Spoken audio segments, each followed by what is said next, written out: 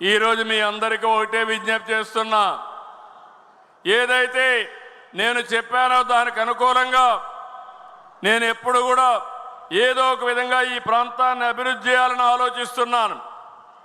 నేనే ఆ రోజు ఫౌండేషన్ వేశాను కడప స్టీల్ ప్లాంట్కి. నేను ఫౌండేషన్ వేస్తే మళ్ళీ వీళ్ళు వచ్చి దాన్ని కొట్టేసి నేనేదో పొడస్తానని మళ్ళా వచ్చి ఇంకో ఫౌండేషన్ వేశాడు.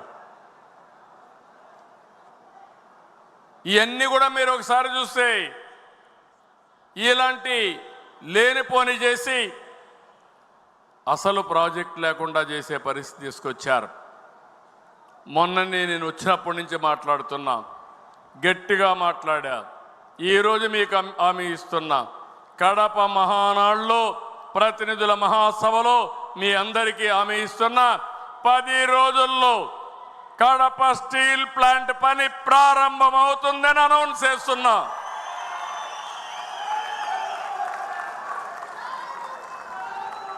ఫేజ్ 1 4,500 కోట్లు. భగవంతుడు కరుణిస్తే ఫేజ్ 2 కూడా ఇంకొక 4,500 కోట్లు. 9,000 కోట్ల రూపాయలతో రాయలసీమ స్టీల్ ప్లాంట్ వస్తే ఫేజ్ 1 పూర్తి చేసుకోగలిగితే ఫేజ్ 2 కూడా సుజావుగా వస్తుంది. దీనివల్ల 3 MTPA కెపాసిటీతో ముందుకు పోవాలనుకుంటున్నాం.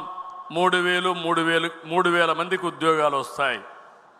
మొన్నే జిందాల్తో మాట్లాడా.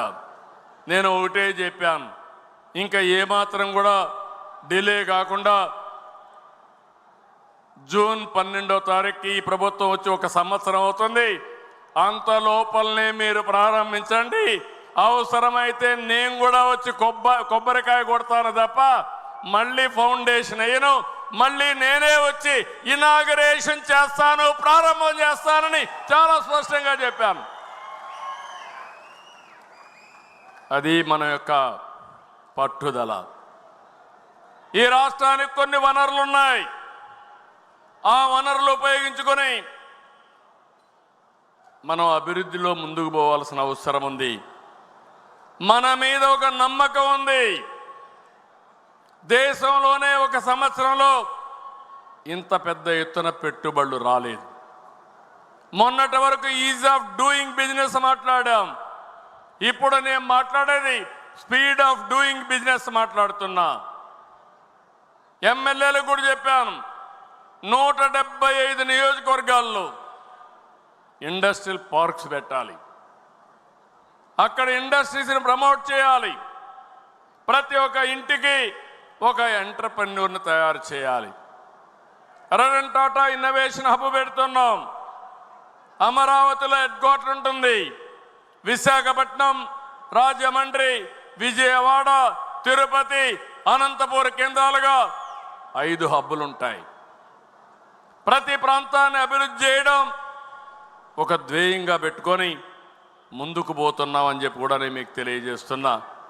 అదే సమయంలో రోడ్లు మీరు చూశారు, మొత్తం గుంతలు చేసి రోడ్లన్నీ అధ్వానం చేస్తే నేను ఒకే మాట చెప్పా, తెలుగుదేశం వస్తానే రోడ్లు బాగా చేస్తామని చెప్పి ఒకేసారి పార్ట్ హోల్ ఫ్రీ రోడ్స్ చేసిన పార్టీ ఎన్డీఏ అని చెప్పి కూడా నేను మీకు తెలియజేస్తున్నా. ఏం తమ్ముళ్ళు, రోడ్లు బాగున్నాయా లేదా, ఇంప్రూవ్ అయినాయా లేదా అని మిమ్మల్ని అడుగుతున్నా. రోడ్లన్నీ గుంతలు తవ్వేస్తే ఈరోజు రోడ్లు బాగా చేశాం. నేను ఒకటి హామీ ఇస్తున్నా, R&B రోడ్స్కి ప్రాబ్లం లేదు. వినూత్నంగా ఆలోచిస్తున్నా. One of the best logistics హబ్గా ఆంధ్రప్రదేశ్ని తయారు చేయాలని దగ్గర 1,20,000 కోట్ల రూపాయలు నేషనల్ హైవేస్ పైన ఖర్చు పెడుతున్నాం. దగ్గర 90,000 కోట్ల రూపాయలు రైల్వేస్ మీద ఖర్చు పెడుతున్నాం. R&B రోడ్స్ని పూర్తిగా ఇచ్చేస్తాం. తెలుగుదేశం పార్టీ హయాంలో 24,000 కిలోమీటర్లు గ్రామాల్లో సిమెంట్ రోడ్లు వేసిన పార్టీ తెలుగుదేశం పార్టీ అని చెప్పి కూడా నేను మీకు తెలియజేస్తున్నా. ఇవన్నీ కూడా మనం చేసి టూరిజానికి ఎక్కువ ప్రాధాన్యత ఇస్తున్నాం. భవిష్యత్తుదంతా కూడా టూరిజమే. నేను ఎప్పుడో మాట్లాడా, all isms are over. Communism లేదు, క్యాపిటలిజం లేదు, సోషలిజం లేదు. రాబోయే రోజుల్లో ఉండబోయేది ఒకే ఇజం, అది టూరిజం అని ఎప్పుడో చెప్పా.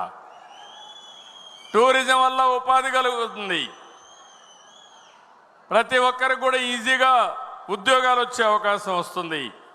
అందుకనే ఆంధ్రప్రదేశ్ రాష్ట్రంలో రాబోయే రోజుల్లో హోటల్ ఇండస్ట్రీ ఎక్కువ రావాలని ఇక్కడే గండికోట ఉంది.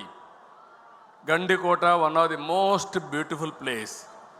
ప్రపంచంలోనే టాప్ 10 బ్యూటిఫుల్ ప్లేసుల్లో గండిపేట ఒకటి. అంత మునుపు అభివృద్ధి ప్రారంభించాం, మళ్ళీ ఆగిపోయింది. నేను ఒకటే మీ అందరికీ హామీ ఇస్తున్నా, గండిపేటని బ్రహ్మాండంగా అభివృద్ధి చేసి మోస్ట్ ఇంపార్టెంట్ పర్యాటక కేంద్రంగా తయారు చేసే బాధ్యత ఈ ప్రభుత్వం తీసుకుంటాం.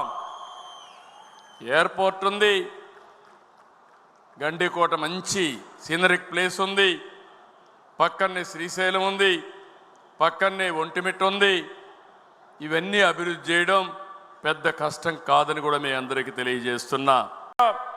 కేంద్ర ప్రభుత్వం కూడా ఇంకో పక్క గండిపేటలో, గండికోటలో నేను ఒకటి హామీ ఇచ్చాను. అక్కడికి వెళ్ళినప్పుడు అపోజిషన్లో ఉంటే కృష్ణదేవరాయలు స్టాచ్యూ 100 అడుగుల స్టాచ్యూ గండికోటలో పెడతామన్నాం. 1 సంవత్సరం లోపల దీన్ని కూడా పూర్తి చేస్తామని హామీ ఇస్తున్నాను. కేంద్రం చాలా వరకు అన్ని విషయాల్లో సహకరిస్తున్నారు. మనం కూడా నిధులు తెచ్చుకుంటున్నాం. ఎప్పుడు నేను పోయినా, ఢిల్లీకి పోయినా రాష్ట్ర ఆర్థిక పరిస్థితి గురించి చెప్తూనే వారు ఏ విధంగా నిధులకు సహకరిస్తారో అవన్నీ చెప్పి తీసుకొస్తున్నాం. ఈరోజు మీరు చూస్తే పోలవరానికి 12,500 కోట్లు ఇచ్చారు, అమరావతికి 15,000 కోట్ల రూపాయలు అరేంజ్ చేశారు. విశాఖపట్నం జోన్ పూర్తి అయింది. రైల్వే లైన్లు ఇప్పుడే చెప్పాను. గ్రీన్ ఎనర్జీకి ఎన్ని కావాలంటే అన్ని సూర్యగారు ఇస్తున్నారు. 2,000 మెగావాట్లు కుసుము కింద ఇచ్చే పరిస్థితికి వచ్చారు. ఇంకో పక్క గ్రీన్ ఎనర్జీ అంతా కూడా ట్రాన్స్మిషన్ కావాలంటే 28,000 కోట్లు అడిగాం. అది కూడా ఇవ్వడానికి ముందుకు వచ్చారని చెప్పి కూడా నేను మీకు తెలియజేస్తున్నా. ఈరోజు ఇవన్నీ చేసి రాబోయే రోజుల్లో మనందరం గుర్తుపెట్టుకోవాల్సింది, ఒక మంచి సమయంలో ఒక అవకాశం వచ్చింది. 5 ఏళ్ళు నష్టపోయాం. మళ్ళీ నేనొక్కరే పనిచేయడం కాకుండా మీరు, నేను అందరం కలిసి పనిచేస్తే ఈ రాష్ట్రానికి మంచి రోజులు వస్తాయని చెప్పి కూడా నేను మీకు తెలియజేస్తున్నా. అదే సమయంలో